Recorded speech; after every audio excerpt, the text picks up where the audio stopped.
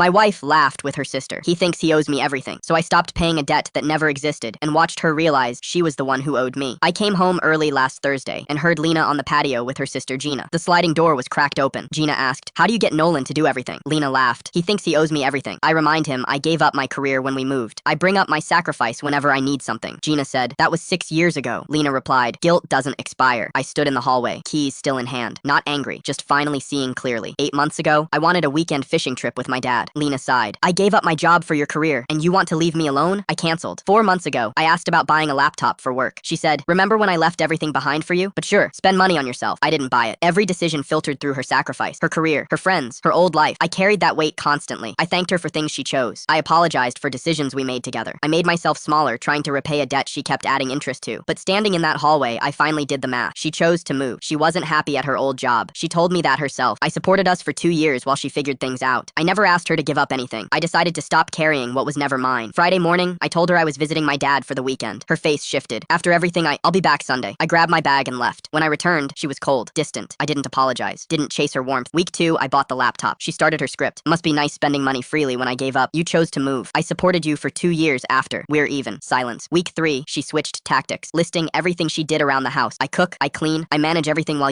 I work 60 hours a week and handle the yard, the cars, and half the meals. We both contribute. By week 4, she was desperate, crying that I'd changed, that I didn't appreciate her, that I wasn't the man she married. You're right. I'm not. That man felt guilty for existing. This one doesn't. She called me selfish, cold, ungrateful, but I noticed something. Every attack needed me to feel bad about myself to land. Once I stopped, her words had nowhere to stick. For 6 years, I'd been anxious constantly, always wondering if I was doing enough. Once I stopped carrying false guilt, the anxiety vanished. I wasn't afraid of disappointing her anymore. 7 weeks in, she found me in the garage, eyes red, voice small. "Why don't you feel bad anymore?" Because I looked at the real ledger. "I don't owe you anything, Lena. I never did." Her face crumbled. "So everything I gave up meant nothing? You didn't give it up for me. You gave it up with me. We were supposed to be partners, not debtor and collector." She didn't argue, just cried. Not performance, real pain. The next morning, she asked if I wanted to separate. I said no, but I want a marriage where no one owes anyone, where we stop keeping score. She was quiet for a long time. My mom did this to my dad, held things over him until he had nothing left. I know. I watched it destroy him. I swore I'd never become her. Then don't. We found a counselor. Dr. Walsh had her track every time she used guilt. The first week, Lena counted 11 times. She looked horrified. Slowly, she learned to ask directly. "I need help with dinner," instead of, "After everything I do around here." "I'm overwhelmed," instead of, "You have no idea what I sacrificed." 3 months in, I planned a trip with my dad. Old me would have waited for guilt-free permission that never came. Instead, I told her the dates. She paused, took a breath. "I'll miss you. Have fun." No guilt, no ledger, just honesty. 5 months later, she apologized, unprompted. "I made you carry a weight that was never yours. I'm sorry. I forgive you, but I'm never picking that weight back up." She nodded. "I don't want you to. I want a husband, not a debtor." I believed her, not because she said it, but because I watched her close the ledger one day at a time.